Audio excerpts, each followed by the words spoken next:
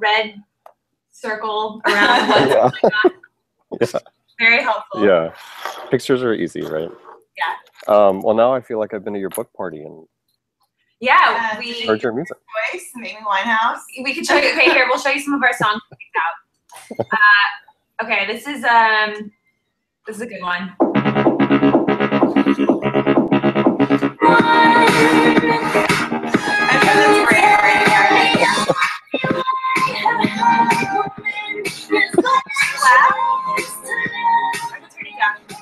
It sounds like you're doing a rave instead of a book party. Do you want to see another song we've got? Sure. Okay. This is Letters to Cleo, Cruel to Be Kind. It's a classic. Where's your party going to be? We're having a party. It's right near my house at this place called Acme. It's a photo studio place it's like a prop house. So it's this huge warehouse that has all these crazy, like taxidermed animals. And like just the weirdest props you'll ever find. You'll find like a shark costume. Yeah, like they have a donkey pig head. costume. Yeah. Oh. So we thought like, because we're going to put like a lot of like pink balloons everywhere and like, I don't know, we're going to make it really contrast will be funny. Yeah. I think. And because like girly, like frilly stuff and then like dead animals. Yeah.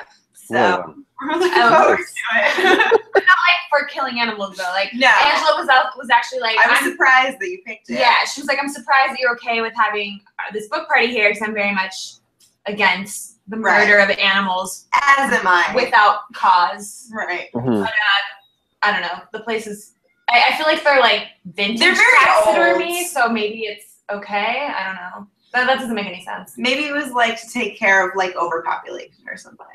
Yeah, let's go with that. Yeah. You should just hold a rave instead of a book party. Just have it like go all night, give people eating, glow sticks.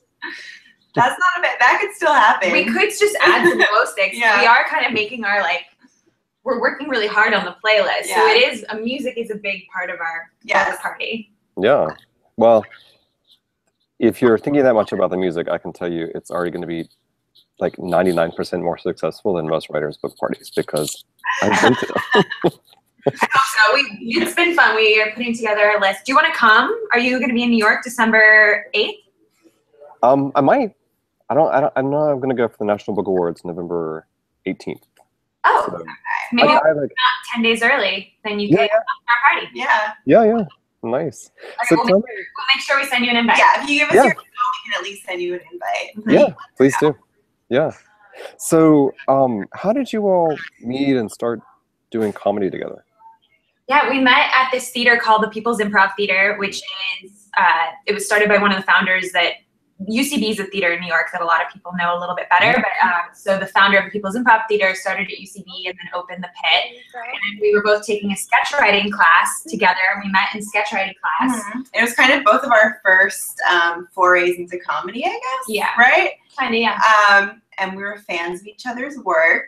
Yeah. Well, we both were at different ends of the spectrum when it came to dating at the time in our lives. So I, for the first time, found myself in my first long-term relationship. And yeah, I was going through the longest patch of being single of my life and dating in New York and using OkCupid and Tinder and whatever else was available to me. So I think for both of us, that kind of came out in our writing. We were writing what we knew. Right. And what we knew was our dating status, our relationship status. Angela had written this really funny sketch about being a wingman. Well, and it was like a superhero parody. Superhero, who was like the wingman. The wingman to like bring on to like help you, like his superhero, like his skill was to like help you hook up with a girl. Right. Basically. Yeah. I don't know. I thought it was really funny. So then when we decided to write a sketch show together, writing about dating and just was like a natural fit. So we called the show This Is Why You're Single. And then our sketch show kind of took off and like the New York Times put it in their comedy listings and then the Wall Street Journal wrote about it. And then everyone was asking, what's next for you guys? And we were like, what is next? What's next? And then we thought about it. We want to write a book. We want to write a book called, like a comedy book called This Is Why You're Single. And we never attempted to be advice experts by any means, but girls would come up to us after the show and tell us their dating stories, and they would ask us for advice. And And Yeah. before we realized it, we somehow like these goofy stories that we do in our show like struck a chord with people because they are, even though they were all like pretty extreme scenarios, they're like absurd exaggerations of real life and the things that we go through and the kind of insecurities and misconceptions of what it means to modern date in this time and like what the landscape is right now out there. We kind of like explored that, and it was just really relatable to a lot of women. So we realized that we were giving advice without even meaning to. Yeah. That's one of the interesting things. It's like it's a comedy book, but also I'm guessing it like readers can take it pretty seriously, right? Yeah. It's gonna live in the advice section. So hopefully people will know when we're being sarcastic, and kind of like parodying something. Like we have some fun sidebars throughout the book, and some of those are a little tongue in cheek, but I think the tone is obvious. None of it's too serious. Yeah, no, and I think it's successful in kind of delineating what's the funny part and what's the really advice part. But you know, performing together is different than writing together. So how did you, and there are many writing pairs I know who don't make it. So how did you divide up the writing? Tell me about that process for you all. So we wrote the sketch show also. We wrote that together. So our experience writing together happened before the book, although the book was a completely different beast. I started Googling like writing partners before we started writing the book. I was like, how do writing partners murder each other? And that too. I was like, how do writing partners like write a book together? And like one of the first things that came up was that book White Girl Problems, which was like a bestseller, and some people love it, some people hate it. I thought it was hilarious.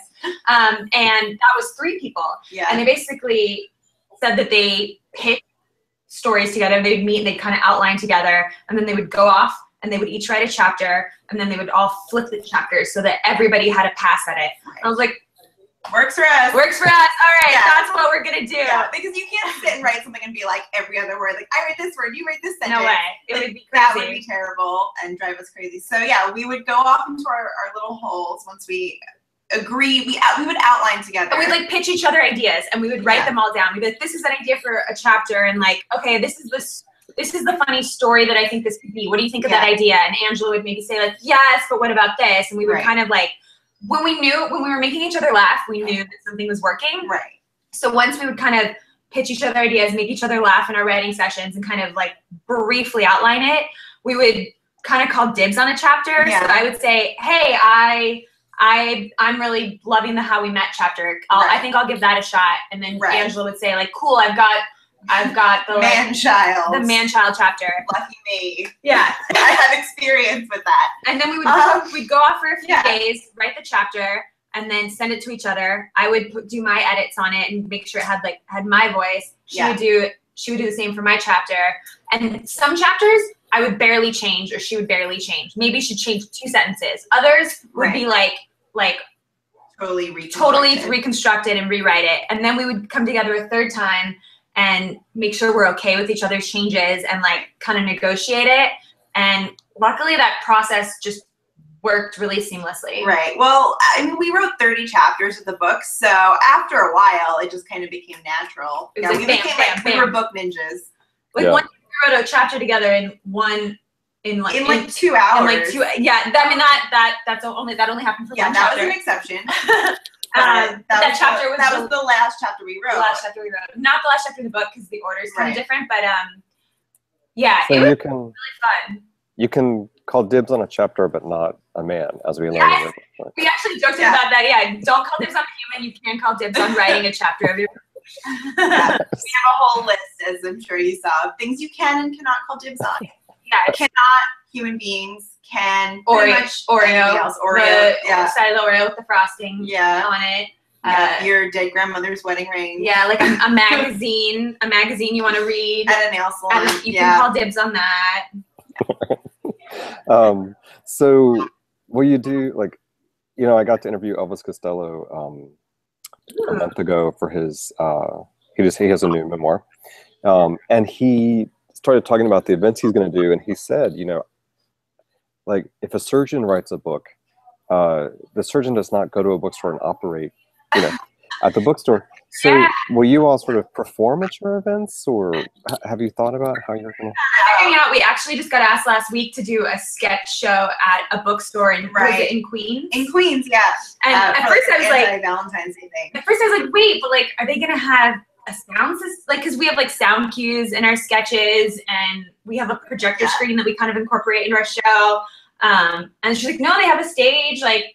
And I was like, you know what, we'll make it work. That'll be really fun. So I think we are gonna do our sketch show. We're gonna have to like adapt it probably based on the space. We'll have to pick which sketches can work there. Yeah, our original sketch show was not like a lot of sketch shows that you see, because we have like sets. I mean, we had like a cardboard cutout that was like life size of a taxi cab, like an actual size. We would have to like car to the theater every night. It's like probably one of the most prop heavy sketch shows ever. Yeah. So I would call it like costume changes. Costume changes for every sketch. I would call it more of like half off Broadway show and like half sketch show kind of merged, which is kind of what worked for our brand, is this very like more polished kind of like very well produced.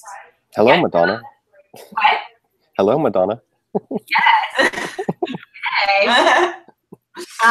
So yeah, I don't know, that worked for like other sketches. Their brand is just like, you can wear all black and it can be really raw, and you imagine imagine the set. But for us, we didn't want the viewers to have to do any work. So if one of our sketches took place at a restaurant, we wanted to be really clear off the bat that this was a restaurant. Was this a Mexican restaurant? Was this an Italian restaurant? And so we would have, if it was an Italian restaurant, we had the like checkered Italian tablecloth and the candle, and like the waiters wore mustaches. Right. We want to know. It was a part of the comedy is like, what kind of date did this guy take her on? You know, and fitting that in so that the viewer doesn't have to do any work. They can just focus on the jokes, and their brain isn't having to do any work to get from like A to C. Yeah.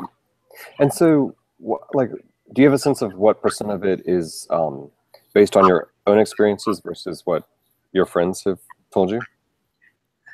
It's all based on something. Yeah, a lot. Every one of our friends that comes to see the show thinks every sketch is about them. Which is probably a good sign, because it means it's very relatable and universal. We would write the most specific sketch that was about like a super specific story that one friend told us, or like a really specific experience that happened just to me, and then like 20 friends would be like, oh my God, I love that sketch was about me. Like, it wasn't about you at all.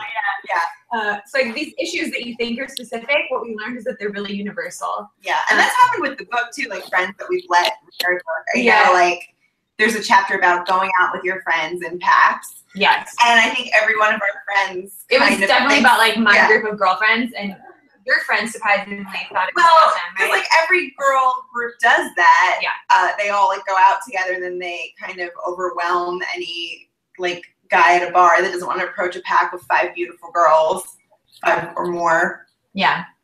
But yeah, I would say it's all exaggerated versions of things that happened in our life or things that happened to our friends.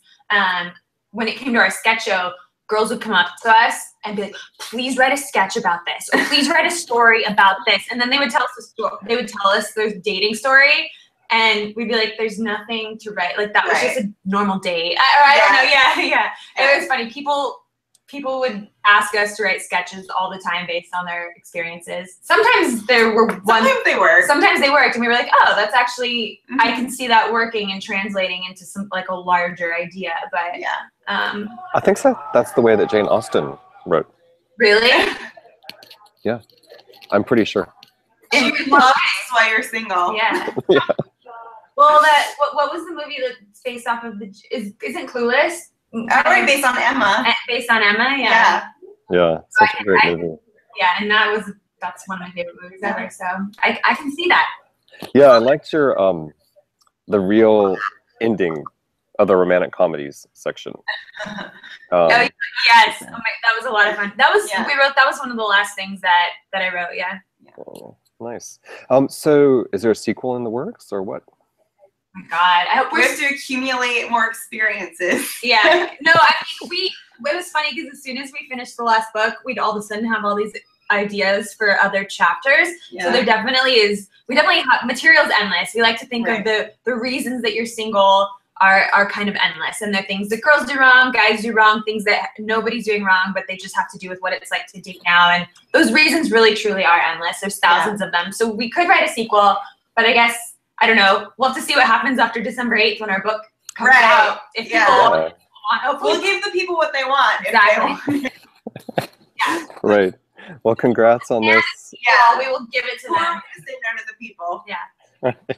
Well, congrats. I really enjoyed it, and hope to see you at your party.